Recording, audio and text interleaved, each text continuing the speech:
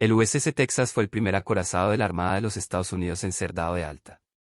Muy similar al USS Maine, participó en la Batalla Naval de Santiago de Cuba y fue el primer barco nombrado en honor del estado de Texas por ser construido por los Estados Unidos.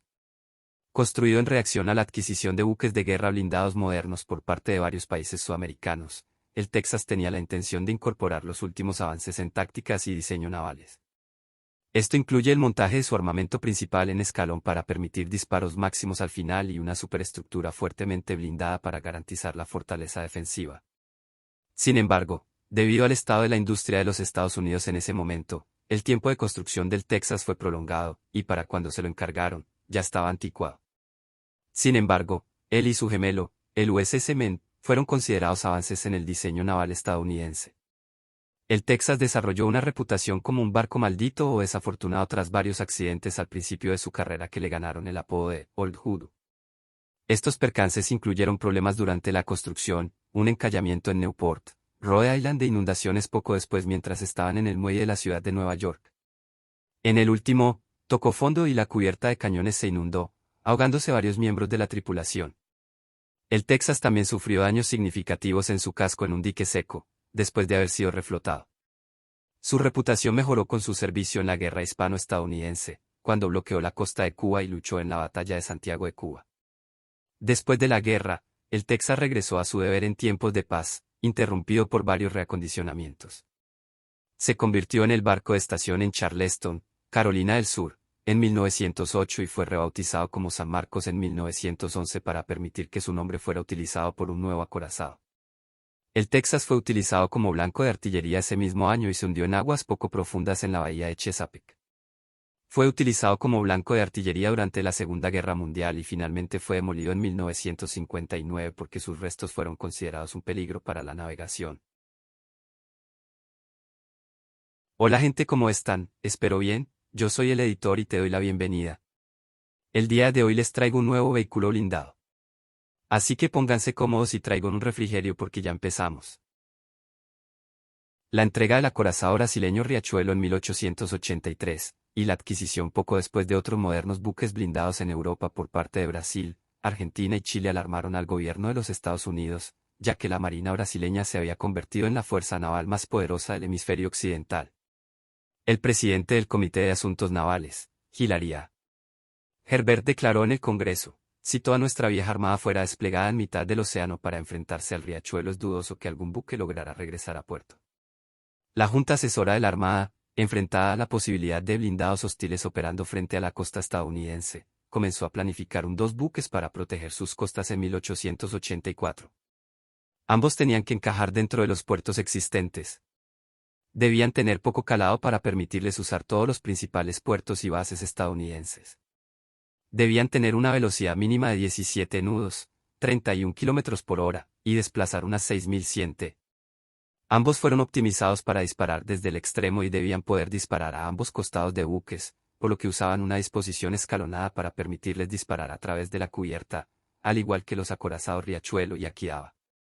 El primer buque, diseñado para cumplir la función tradicionalmente asignada a los cruceros en despliegues en el extranjero en sustitución de acorazados y armado con 4 cañones de 10 pulgadas, 250 milímetros, se convirtió en el USS Maine. El otro, armado con 2 cañones de 12 pulgadas, 300 milímetros, se convirtió en el Texas. El Departamento de Marina realizó un concurso internacional de diseño para el Texas y el ganador fue la Naval Construction y Armaments Co. de Barrow-in-Furness, Inglaterra. El diseño ganador colocó la torreta delantera de Texas en el babor y su torreta de popa a estribor. La necesidad de un fuego a través de la cubierta hizo que la superestructura se separara en 3 piezas para permitir que cada cañón disparase entre las secciones de la superestructura. Esto limitó significativamente la capacidad del arma de disparar al lado opuesto, ya que la superestructura aún restringía el arco de fuego de cada cañón.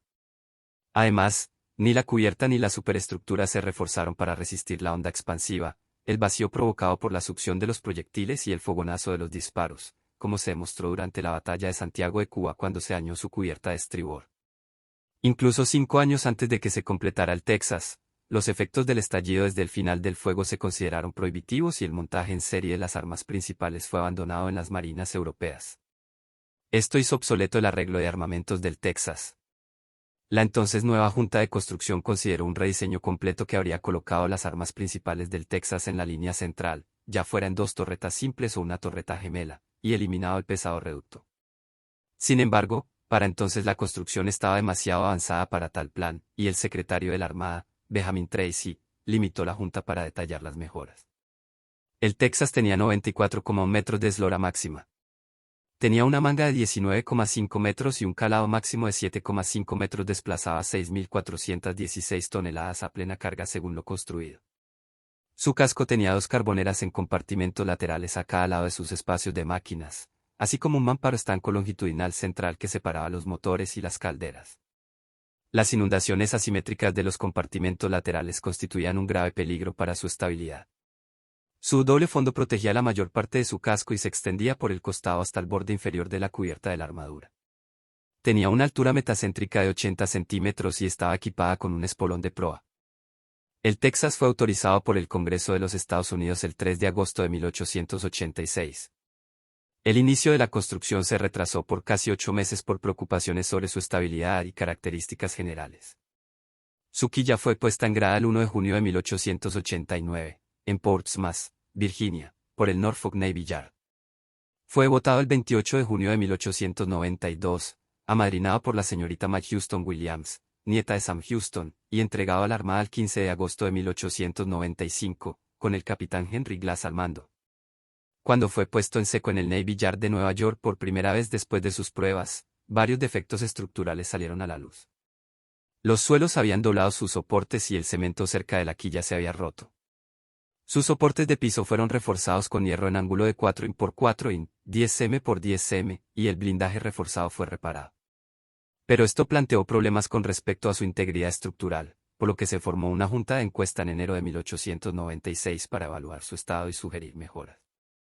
La junta determinó que se necesitaba un mayor fortalecimiento de su casco, pero se desconocen las medidas exactas que se tomaron, aunque costarían $39,450 y tardarían 100 días hábiles. Sin embargo, la Junta deseaba saber qué efecto tendrían estos cambios en el calado, la estabilidad y la altura metacéntrica del Texas. La Junta recibió una respuesta el 4 de febrero que aumentaría su desplazamiento en 30,99 toneladas largas, 31,49 toneladas, profundizaría su calado en menos de 2 pulgadas, 51 milímetros, y elevaría su altura metacéntrica en 2,76 pies, 0,84 metros. El barco encalló cerca de Newport, Rhode Island en septiembre de 1896. Se culpó al error del operador combinado con el fallo de la señal. Algunos oficiales, incluido el futuro gobernador de Guam Alfred Walton Haynes, fueron amonestados públicamente. Mientras se reparaban en Nueva York, el yugo que aseguraba la válvula de inyección principal en la sala de máquinas de estribor se rompió el 9 de noviembre de 1896. La presión del agua desajustó la válvula y permitió que el compartimento se inundara. Las fugas en las puertas herméticas, los tubos acústicos y los agujeros para los cables eléctricos en los mamparos permitieron que la inundación se extendiera a las otras salas de máquinas y calderas, a los depósitos de carbón contiguos a ellos, así como a la mayoría de las revistas y depósitos. El barco se asentó en el fondo, pero el agua era tan poco profunda como para ayudar a los esfuerzos de rescate. Para el día 11, la mayor parte del agua había sido bombeada, pero todavía estaba ingresando demasiada agua como para entrar al dique seco. Se tendría que haber retirado un estimado de 300 toneladas cortas, 270 toneladas, de carbón para aligerar lo suficiente al Texas como para ingresar al dique seco. Tras las reparaciones, el Texas fue asignado al Escuadrón del Atlántico Norte y patrullaba la costa este de los Estados Unidos. En febrero de 1897, abandonó el Atlántico para realizar un breve crucero a los puertos de Galveston, Texas y Nueva Orleans en la costa del Golfo. Llegó a Galveston, Texas, el 16 de febrero de 1897 y ancló en 6 brazas, 36 pies, 11 metros de agua. El piloto local le aseguró a su capitán que este era el mejor lugar de atraque en el puerto para un barco del tamaño del Texas. Pero una fuerte marea lo hizo girar sobre un banco de lodo y lo mantuvo allí.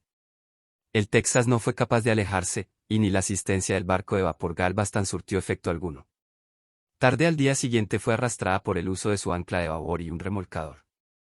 Estos dos incidentes le dieron una reputación de ser un barco maldito o desafortunado y le valió el sobrenombre de Old Hood. 1. Regresó a la costa este en marzo de 1897 y permaneció allí hasta principios de 1898. Durante este periodo, sus tubos lanzatorpedos de proa y popa fueron retirados en junio de 1897 y se agregaron miras telescópicas adicionales a los techos de sus torretas entre el 14 de julio y el 12 de agosto. A comienzos de 1898, visitó Key West, Florida, y traía tortugas camino a Galveston para una visita de regreso, que realizó a mediados de febrero. Volviendo al Atlántico a través de Dray Tortugas en marzo, llegó a Hampton Roads el 24 de marzo y reasumió su deber con el Escuadrón del Atlántico Norte. Temprano en la primavera, estalló la guerra entre Estados Unidos y España por las condiciones en Cuba y la supuesta destrucción española del acorazado Men en el puerto de La Habana en febrero de 1898. El 18 de mayo, bajo el mando del capitán J.W. Philip, el Texas estaba en Key West, preparándose para enjuiciar esa guerra. El 21 de mayo, el acorazado llegó desde Cienfuegos, Cuba, con el escuadrón volador para bloquear la costa cubana. Después de regresar a Key West en busca de carbón, el Texas llegó a Santiago de Cuba el 27 de mayo. El Texas patrulló desde ese puerto hasta el 11 de junio, cuando realizó una misión de reconocimiento a la bahía de Guantánamo en apoyo de los desembarcos de los marines allí. Al día siguiente, el Texas desembarcó 3 cañones de campaña y 2 ametralladoras M1895 Colt Browning a petición del comandante expedicionario de los marines, el teniente coronel Robert W. Huntington. Durante las siguientes 5 semanas, el Texas patrullaba entre Santiago de Cuba y la bahía de Guantánamo. El 16 de junio, el buque de guerra se unió al crucero Marblehead para un bombardeo del fuerte en South Torocay en la bahía de Guantánamo. Los 2 barcos abrieron fuego justo después de las 2 y cesaron el fuego aproximadamente 1 hora y 16 minutos después, habiendo reducido el fuerte a la impotencia. El 3 de julio, navegaba desde Santiago de Cuba cuando la flota española bajo el almirante Cervera intentó escapar de la flota estadounidense. El Texas se enfrentó a 4 de las naves enemigas bajo fuego inmediatamente. Mientras la batería principal del acorazado golpeaba a los cruceros acorazados Vizcaya y Cristóbal Colón, su batería secundaria se unió a los USS Iowa, USS Gloucester y USS Indiana, para hundir a los 2 destructores. Los 2 destructores españoles se salieron de la acción rápidamente y se hundieron uno tras otro. Los buques de guerra enemigos más grandes sucumbieron al fuego combinado de la flota estadounidense y cada uno, a su vez, se desvió hacia la costa y se encasilló. Así, el Texas y los otros buques del escuadrón volador aniquilaron a la flota española. El Texas fue levemente dañado durante la batalla por un proyectil de alto poder explosivo de 6 pulgadas, 152 milímetros, que impactó en el costado de estribor por encima de la cubierta principal, justo delante del polipasto. Fragmentos del proyectil dañaron gravemente el polipasto de cenizas y destruyeron las puertas de ambos pozos de aire y los mamparos adyacentes. Las astillas también acribillaron gran parte de la estructura adyacente. La derrota de la flota de Cervera ayudó a sellar la ruina de Santiago de Cuba. La ciudad cayó ante las fuerzas estadounidenses sitiadoras el 17 de julio, justo 2 semanas después de la victoria naval estadounidense. El día después de la rendición en Santiago, España buscó la paz a través de los buenos oficios del gobierno francés. Incluso antes de que se firmara el protocolo de paz en Washington, D.C., el 12 de agosto, los buques estadounidenses comenzaron a regresar a sus puertos. El Texas llegó a Nueva York el 31 de julio. El 10 de agosto de 1898 se promovió al capitán Philip A. Codor. A fines de noviembre, el Texas se trasladó al sur de Hampton Roads, donde llegó el 2 de diciembre. El buque de guerra reanudó su rutina de paz patrullando la costa atlántica de los Estados Unidos. Aunque su principal campo de operaciones se centró nuevamente en la costa nororiental, también realizó visitas periódicas a lugares como San Juan, Puerto Rico y La Habana, Cuba, donde su tripulación podía ver algunos de los resultados de su propio equipo. Los esfuerzos de la nave en la guerra reciente. El Texas fue dado de baja para un largo reacondicionamiento el 3 de noviembre de 1900 en el Norfolk Navy Yard, pero se le encargó nuevamente el 3 de noviembre de 1902. Durante este reacondicionamiento, su chimenea y mástiles fueron elevados. Además, la protección de sus polipastos de munición de 12 pulgadas, 300 milímetros, se duplicó y sus tubos lanzatorpedos fueron retirados.